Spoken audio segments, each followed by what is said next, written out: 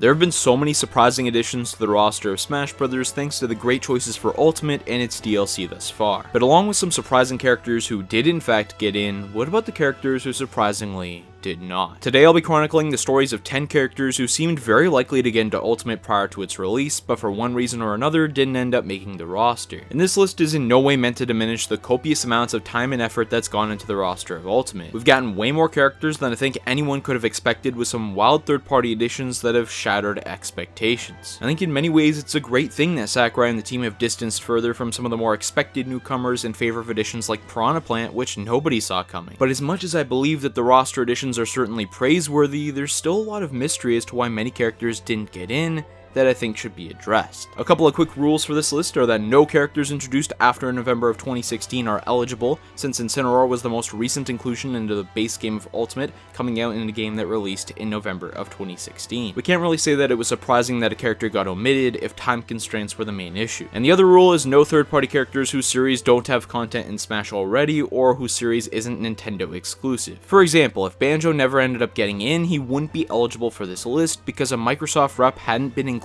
up until that point. You can't really say that Banjo was expected to be in if the legality issues were still up in the air. Everything else though is fair game, and with that being said, remember to subscribe if you're new to the channel, and let's get started.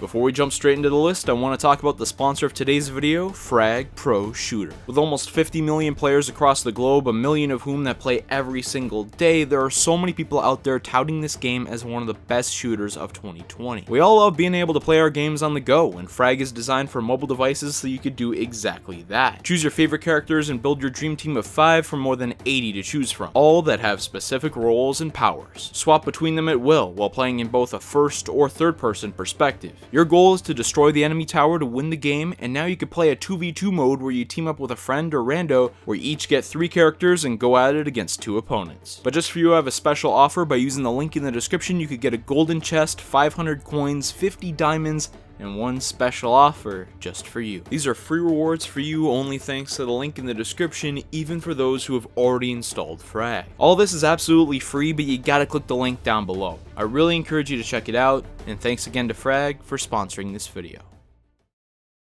Coming in at the number 10 spot on the list today is Alf from the Pikmin series. Now I know that Alf is technically in Smash already as a palette swap for Olimar, but I'm talking about Alf getting in as a separate playable character in this case. Now initially it wouldn't seem that surprising to many that Alf wasn't included, considering that Alf, being one of the 3 main explorers from Pikmin 3, mainly just fills the same role that Olimar did in the previous Pikmin games. Yeah, there's some differences because of the new Pikmin introduced in 3, but the winged Pikmin were already given to Olimar as a recovery option in Smash 4, so some elements from 3 are already incorporated. If it was just based on this information alone going into Ultimate, I wouldn't have had an expectation that he was a likely newcomer. But there's other information that aided in the likelihood to me. The first piece of information is the decision to brand the clone characters as echoes in the game. With the massive decision to bring back every cut character from the past, it obviously took a lot of time and resources. So to increase the amount of new content in the games in an easier way, there were many more clone characters implemented this time around. Like, did people really think that Dark Samus was very likely before the reveal of the Echo Fighter branding? Probably not.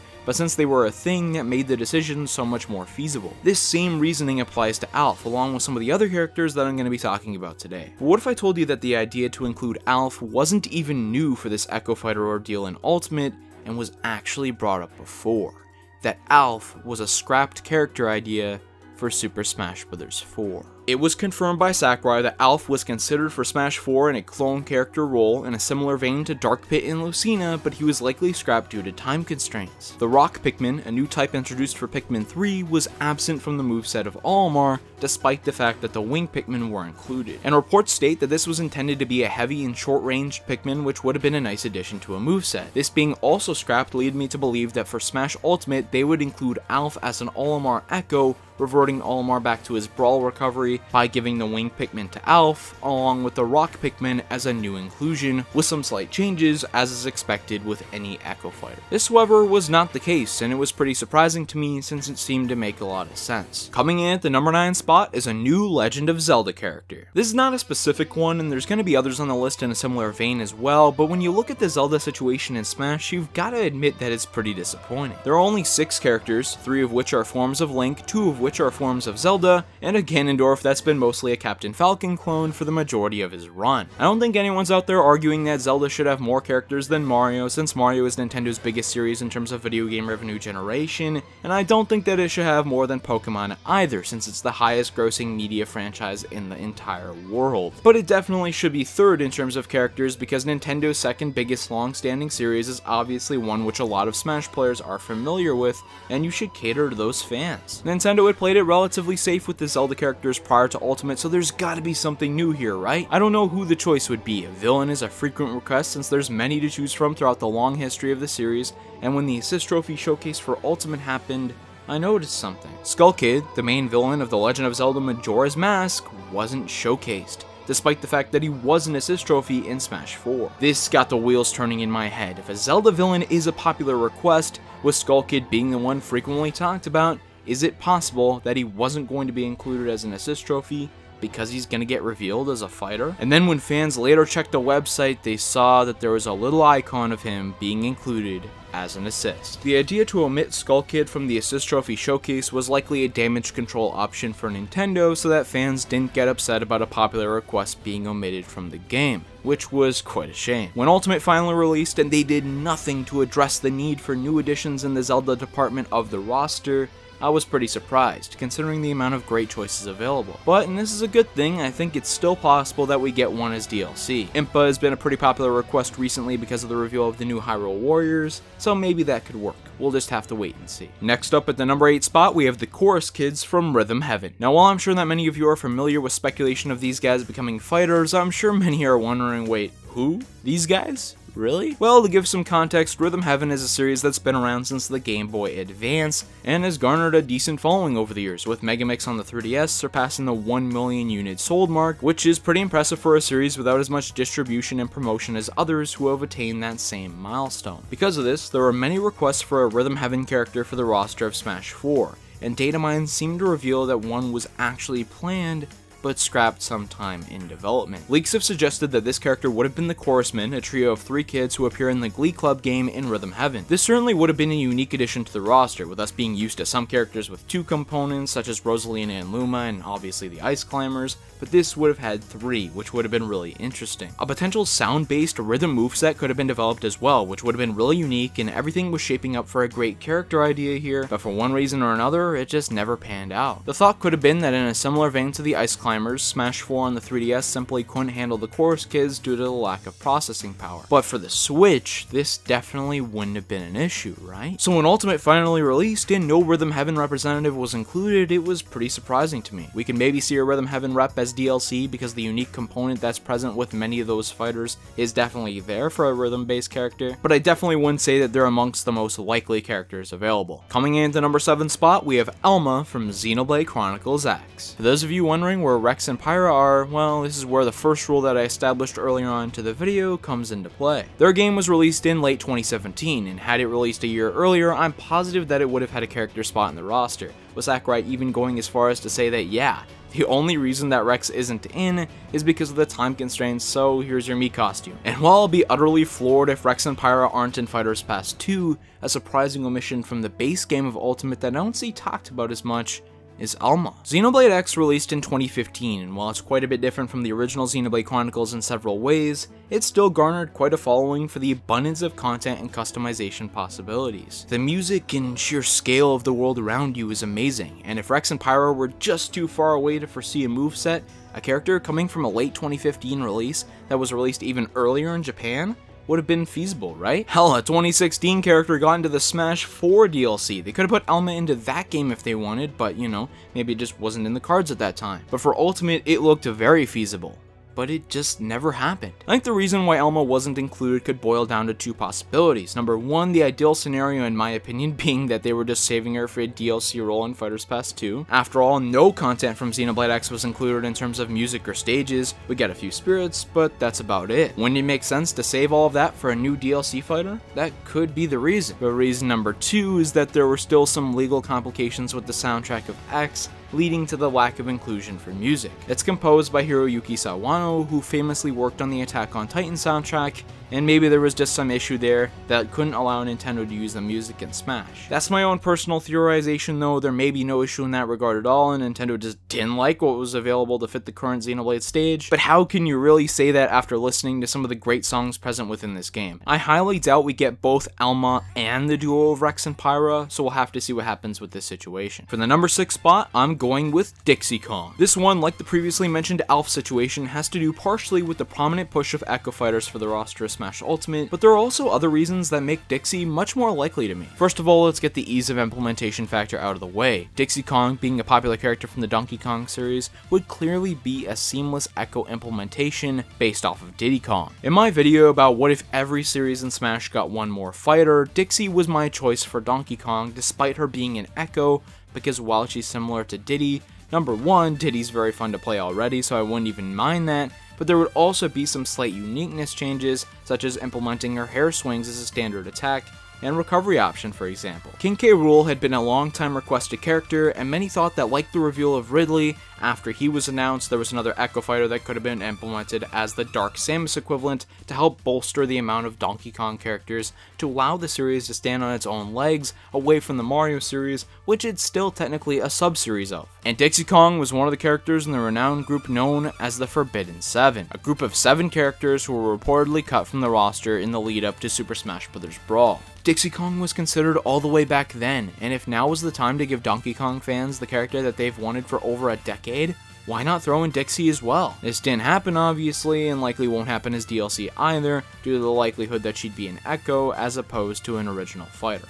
I'd still love to see her sometime down the road though. Coming in at the number 5 spot, we have Decidueye. When looking at the situation surrounding Pokemon fighters at this point in time, I'd be very surprised if Decidueye did get in as a playable character. But back when Incineroar was revealed for Smash Ultimate, this same philosophy definitely wasn't shared amongst the community. This is mainly because prior to E3 when Pokemon Trainer was revealed to be returning, Charizard was still his own separate fighter. We had Charizard as a fire starter, Greninja as a water starter, and it really looked like for the mandatory new generation Pokemon rep, we'd be getting Decidueye as a grass-type starter. Decidueye was definitely the most popular starter out of the 3 from Alola, and with Ghost being a secondary typing, there could definitely be a unique moveset in store with a mix of close and long-range archery attacks. This was obviously not to be the case though, as Incineroar was chosen to be the fighter, which was pretty surprising to me. It became less about the grass typing after the Pokemon Trainer reveal, but I was still thinking that Decidueye was more likely due to the uniqueness and popularity as I was mentioning. And if you don't believe the popularity factor, then I invite you to look at the Pokemon of the Year voting results, where Decidueye was voted as the 3rd highest Pokemon for its region, with its pre-evolution Rowlet being 1 step higher. Incineroar being included was also slightly contrary to Sakurai's previous statements about not wanting to have too many conventional looking fighting characters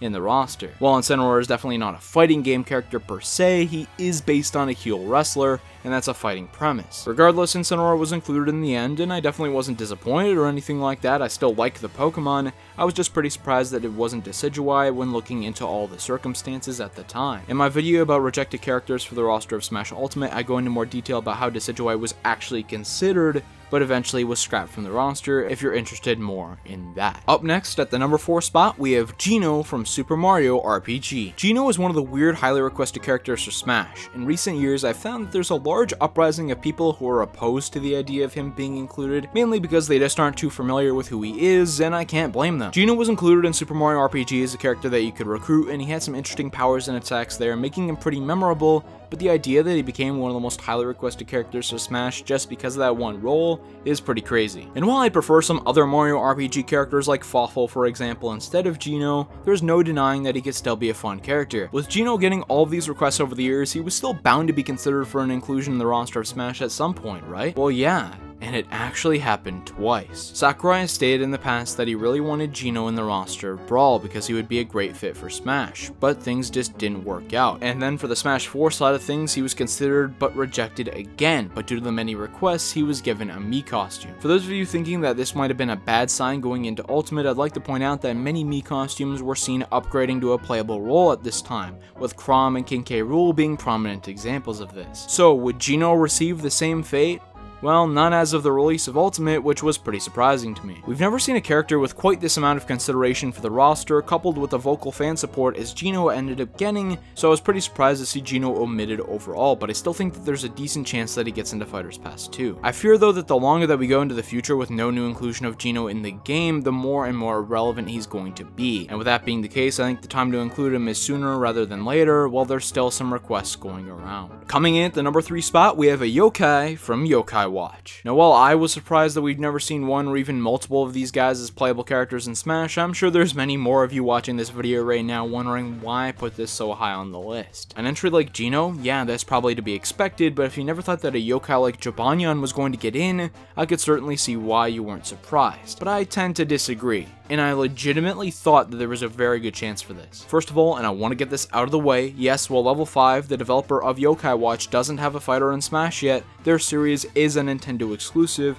so it qualifies for this list. And while at this moment, right now, I don't feel a yokai is nearly as likely as it was in 2018, I think you need to understand what was going on around the time of 2016, when roster selection was being made. This was the most critical time for a series to be successful and relevant, and when talking about Yokai Watch, it legitimately was. In 2013, when Yokai Watch was first released in Japan, it didn't exactly blow up right away, but man, when 2014 came around and the anime for the series premiered, it started booming. Yokai Watch, a series in a similar vein to Pokemon, obviously with some differences, now began to overtake the popularity of the giant in the minds of many kids in Japan, according to several reports. While it obviously never surpassed Pokemon in revenue or anything even close to that, in the minds of many, the series was cooler than Pokemon. It was the new hot thing. In 2015, it got so popular that it was brought over to the rest of the world to some slight success, but nothing like they were expecting. The series would get new entries, but sales were slowly declining. It was still popular though, and in 2016, it was looked at like Yokai Watch was just going through a little rough patch and they could definitely bounce back. And it certainly would have been helped by a Smash Brothers character, but surprisingly, this never happened. Jibanyan being the mascot was obviously the frontrunner and actually made the top 10 in a popular poll of Japanese requested characters as recently as last year, so there's still some popularity. But I think an option of swapping between 3 yokai akin to a Pokemon trainer would be more interesting. We could still see a yokai character in the Fighters Pass, but I don't think it's as likely as it was to happen as it was in 2018. Up next at the number 2 spot, we have the Monster Hunter from Monster Hunter. This one is incredibly surprising to be omitted in my opinion, and this mainly comes with the fact that not only is Capcom a well-established partner with Nintendo on bringing some of the more popular characters to Smash, but there's already Monster Hunter content in the game. First of all, let's touch on this Capcom situation. Mega Man was the first big-ticket name for Capcom to get into Smash. There are many fans of the series that played the games on Nintendo consoles, so there would obviously be many people out there who would appreciate his inclusion. While it kind of broke Sakurai's rules a bit, there's no denying that the inclusions of Ryu and subsequently Ken in Ultimate as an Echo Fighter were unique from the rest of the characters in the roster. So with these 3 in, one could definitely see another coming in the future, right? Well yeah, it would make a lot of sense, but there would need to be a good reason for that. I mean, we can't just expect them to put in a random character that many wouldn't expect from a third-party franchise, as this one needs to be recognizable and one of the faces of their respective series. Enter Monster Hunter. This series has had a pretty interesting history on Nintendo consoles, with the original main entry of Monster Hunter not initially getting a Nintendo release, but it eventually got one on the Wii as an exclusive in Japan. It's now evolved to the point where subsequent entries got onto the 3DS and even the Nintendo Switch. And while Monster Hunter World hasn't gotten onto Switch likely due to graphical limitations, a 2021 title, Monster Hunter Rise, is slated for a worldwide Switch release, so it's definitely not like they've wanted to stop making these games available to Nintendo fans. And with the massive popularity of this series, with games selling millions of units across the globe, and the good Nintendo relationship that's already been established, it seems to make a ton of sense for a Monster Hunter to get included in the roster of Smash Ultimate. And it even seemed like Nintendo thought that this would be the case as well, as prior to Ultimate's release, Rathalos was revealed to be a boss that can be battled in the game. Was this a hint that the hunter from the series would eventually be coming to slay this beast? Well, myself and many others believe this to be the case, but it just didn't happen, which was very surprising to me. Maybe they're saving Monster Hunter for a DLC role closer to the release of Rise as a nice cross promotion, because if it's not that, I'm going to be absolutely bewildered by the omission of this character. And coming in at the number 1 spot on this list is Shadow the Hedgehog. This one is really interesting to me, because while some of the other characters on this list I still believe to have a good chance to be DLC, Shadow in the expected Echo Fighter format cannot be included in that role anymore. Meaning that if they were going to take the easier way out in the creation of this character, they've missed that chance, which I really didn't expect them to do. And here's why. As I've talked about in the past, there are just so many options for a new Sonic representative in Super Smash Bros. And not just many options that we talk about for several franchises that would be bland and basic standard characters, I mean great picks here. And with how close Nintendo and Sega have become over the years since the end of the rivalry, and how Sega had gotten 2 characters included prior to the initial release of Ultimate being Sonic and Bayonetta, I was definitely expecting another, and Shadow seemed like the most likely choice to me. Yeah, I could definitely see Dr. Eggman included as a unique pick, or someone like Knuckles or Tails in that vein, but with the abundance of Echo Fighters, it only seemed more natural to include Shadow, who, while I can definitely admit has potential for his own completely unique moveset, due to his model similarities to Sonic and many attacks that are reused in the series, it would be so much more likely as an Echo Fighter. I believed Shadow to be the front runner. Man, we saw Street Fighter and Castlevania get echoes. I thought it had to happen, right? Well, I was wrong again. There was no new Sonic character here, and a Sega pick was taken from Alice's Persona 5 with the inclusion of Joker as the first paid DLC fighter. And while this may not rule out another Sega character's chances of being included in Fighters Pass 2 in the future, it certainly doesn't help out Shadow too much. If they are going to pick Shadow as a DLC fighter now, they're going to have to make a completely unique moveset, but if that's the case, why didn't they just go with one of the more popular characters from the series like the examples that I mentioned before? Not to mention that he's already an assist trophy, and we don't have any examples of them being fighters along with a playable role yet, so make of that what you will. In general, I feel that the opportunity was missed to have a character that's a popular fan request included, that also would not be difficult and time constrained to create as many others in the roster, which made it all pretty surprising. I wouldn't bet much on Shadow being in Fighters Pass 2, but for some Smash game in the future, I think he's got a really good chance. But while I believe that there's a chance for that, there were still many characters in Smash history that didn't seem to have a chance at all, that still managed to get in. You can check out my video about the characters who were never supposed to be in Smash by using the link on screen right now. Remember to subscribe and turn notifications on if you're new to the channel and enjoyed this video. Be sure to leave a comment down below telling me your most surprising omission from Smash Ultimate. Leave a like if you enjoyed. Thanks to Frag Pro Shooter for sponsoring the video, and thanks to all of you for watching it. I'll see you next time.